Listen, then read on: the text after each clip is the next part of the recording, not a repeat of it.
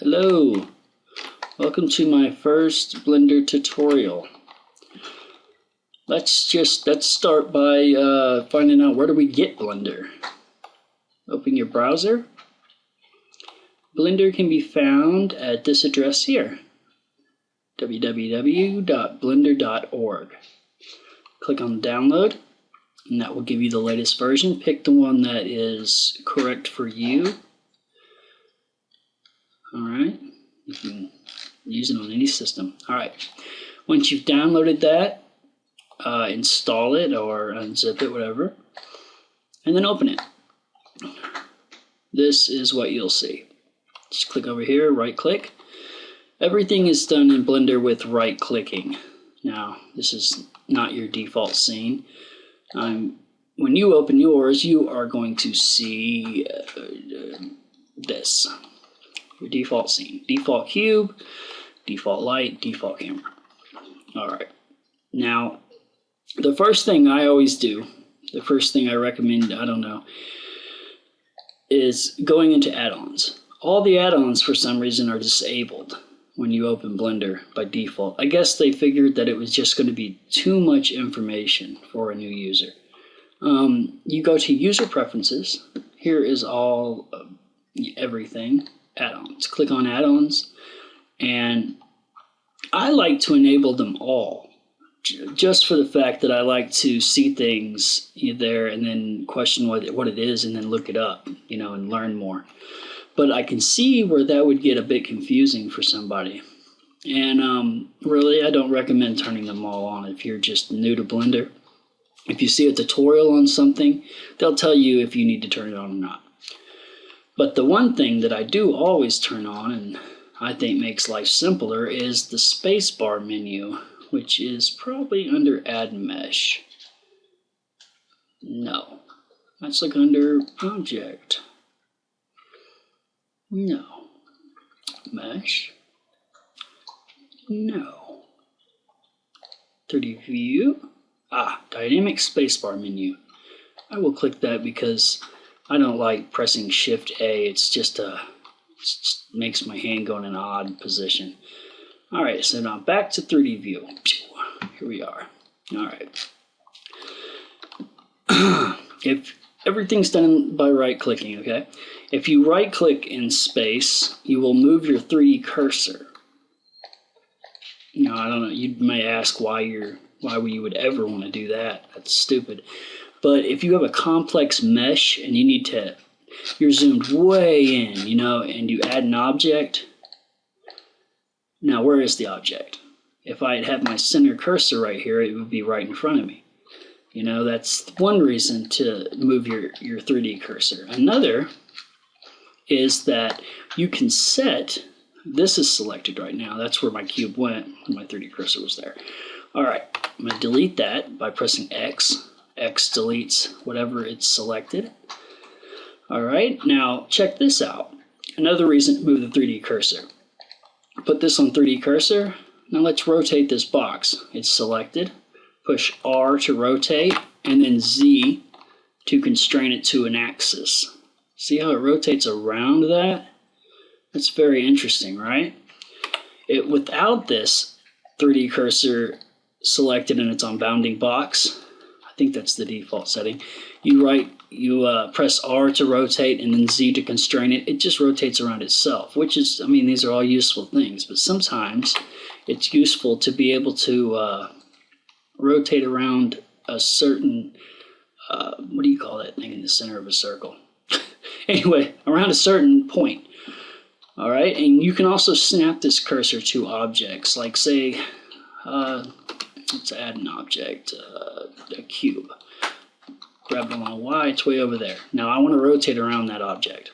All right, so I just snap, make sure it's selected, object, snap cursor to selected. Now it's at the center of this. Now when I grab this and put it on 3D cursor, the pivot, rotate, now it will rotate, I didn't constrain it to Z. Rotate it around Z, now it will rotate all the way around that. You see how that can be very useful. Just think about it. Give it some thought. This tutorial is not going how I thought it would. I was going to try to keep it really simple and orderly, but you know, that's just not how my mind works. So it's going to be all over the place. Maybe that'll spark some creativity in the viewers. Now you want to get this thing back to center. It's good to keep this in center. Press Shift C. That centers the view, everything, and puts your guy right back in the center. All right, now to add an object, you'll press spacebar now that you've turned the dynamic spacebar add-on on. If you haven't, it's Shift A. So I'll press spacebar. This brings up your add menu. You can also access this menu from up here. I know that in 3ds Max and Maya, a lot of stuff is done in the toolbars. And up until this release, or 2.5 of Blender, a lot of stuff there was no toolbar for it. If you didn't know the hotkey, you were just shit out of luck. So anyway, you can also add stuff from the add thingamabob up here. All right, so let's add a cube again. All right, now scaling. You're going to want to first you can manipulate this object with these little handled dealy bobs here, and they're all controlled right here. This is, if you mouse over stuff, it'll tell you what it is. The translate manipulator mode, whatever. This one will do the rotation. See that? You just grab your color and doopity-doopity-doo. Left click. Like I said, everything's done with the right clicking. Most stuff is done with the right clicking, but some things are done with left clicking. All right. Now we want to put that back. Just Control Z, Z, whatever. It's all back. All right. This one is for scale. Grab it like that. You grab it like this. Let me see how you. Oh, that's crazy. Okay. Anyway. Shift Control Z. I typically don't use this thing, so you can turn it off by just pressing this button right here. I find that it gets in my way. All right, so let's learn the hotkeys. Scale is S. If you just let's put my thing back, Shift C. Scale an object, first select it, and then press S for scale. Now, if you just press S, it will scale on every axis uniformly. Press Escape to cancel it, or right click. Okay, now if you press X, Y, or Z after you have pressed scale or grab or rotate, you can strain it to that axis. So let's do that. Scale on Z axis. All right, I did that by pressing Z after I pressed S for scale. Now I can also press Y, and that does it on Y, or X, or here's a good trick, I don't know if you'll remember it, but Shift Z or Shift X or Shift Y will do all axis except for the one that you press. Shift X. See that? Shift Z. Shift Y. See, it does it on all axes except for the one that you press with Shift.